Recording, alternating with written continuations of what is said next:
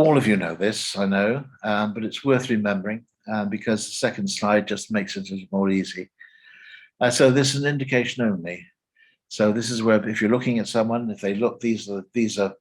I must stress this is 80% correct. 20% of people are swapped around the other way. So it's worth doing a test. So those are those things, but this is the one that I really like, because it makes us realize that some people aren't so nice as we think they are.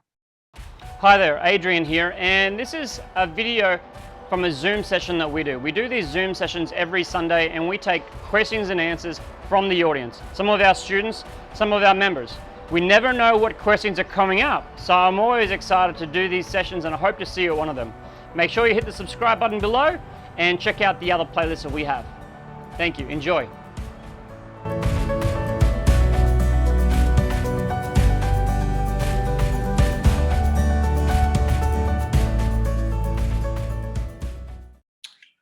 Now, the communication model.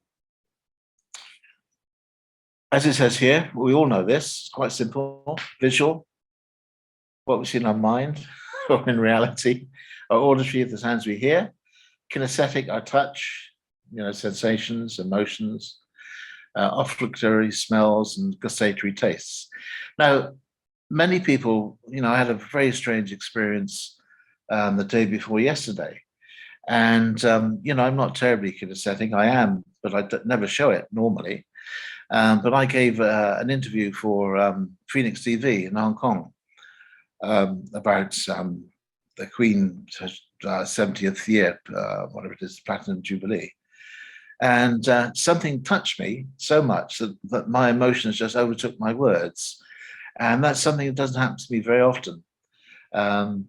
So, some things you're just so deep within the conscious and subconscious, unconscious, that you just cannot control. But once you're aware of it, then you can start, let's say, influencing it if you wish, or even just let it be there, because it can make a big difference to the way you are, to the chemistry within your body. So anyway, those are the three communication models. So if you're watching Phoenix TV Monday night, you may see me. Okay, now here are some visual descriptions. They're all visual descriptions of the same thing, but they're just done by different people. People like to let's say to explain in their own way, in the way that they can understand themselves, which is good. So I've done I've copied, I've plagiarized, if you wish. There's no problem with that because it's in the public domain. Different people's views or different people's descriptions of what is NLP. So here's the first visualization. As you can see, you've got sight, smell, taste.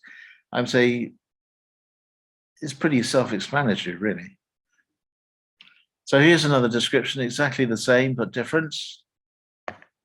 Just whatever suits you, you do. Now, what I advise people to actually do is to actually do their own diagram, if you wish, of how they see it happening, because it helps them sort out how their own mind, their own way of doing things works. Here's another one. I'm not sure about this tongue here. Where I lost it. There it is.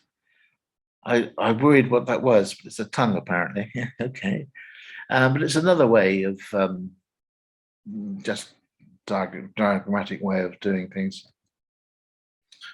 Another one, exactly the same again. As I say, the PDF is available for people later, so they can peruse it in their own time and make up their own decisions.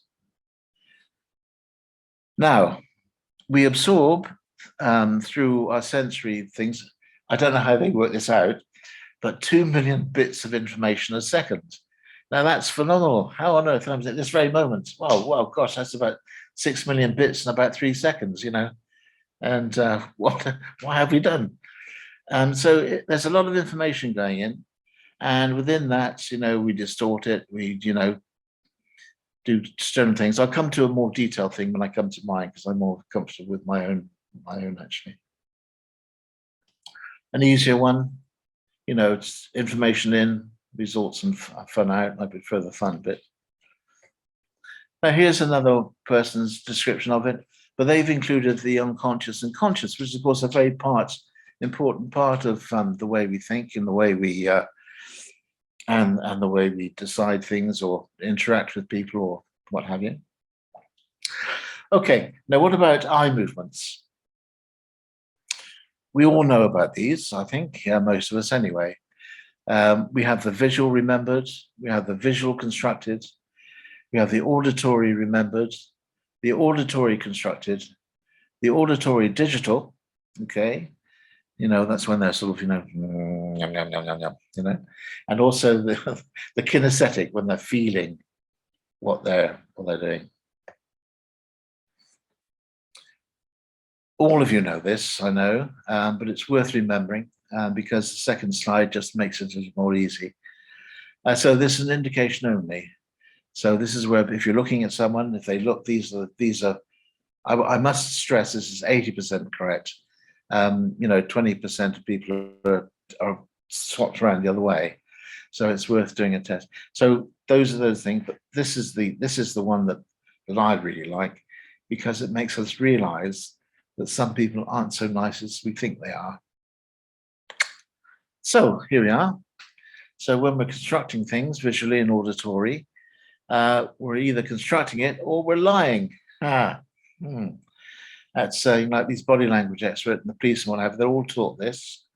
And of course, on the side when we're remembering something, it's generally the truth, but that's where it is. But as I said before, 80% like this and 20%. So you've got to test. So test, operate, test, exit. You can ask them some information about them that they definitely know, which they can remember, something that they can construct, or just make sure which sort of, whether you're talking to the 80% or whether you're talking to the 20% reversed. But that's got to be up to you and the person. You've got to know the person a little bit to be able to do that sensibly. And also remember to observe the less obvious changes in people. Sometimes there's changes in the skin tones. When you blush, I blush sometimes. I do. I don't know what I'm thinking about, but I do blush.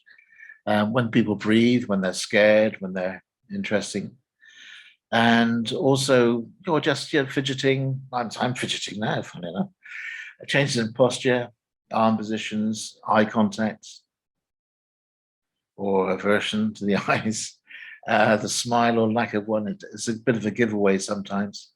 And also, if you notice, people's eyes, they are, let's say, a window to the soul. By people's eyes, you can tell really what they're thinking, their character. For example, even this week, I don't know if anyone's watched the Jubilee, but you had this situation between Prince William, who's the good guy, if you wish, and Prince Harry is the bad guy, who feels he's the bad guy anyway. And they were brought together in the at the remembrance or the celebration service. And of course, poor the good guy got his position with with next to the next king, and Harry got his position because he's withdrawn from the royal family across the other side of the church. And you could literally see his eyes trying to kill his brother. They call it dagger eyes. Really, seriously. Well, you know that. You probably all experienced it anyway. But it does make a big difference. Yeah, and also some people are very aware of people's auras. The colors of the aura, the way they are. Some people can pick up the frequency a person's emanating in, if you wish. Boom! You made it here! Good on you. Make sure you click the subscribe button below and check out the playlist at the end. If you'd like to come along to our Sunday sessions where we host a live, free Q&A for our students and members, you're welcome. I'll see you there.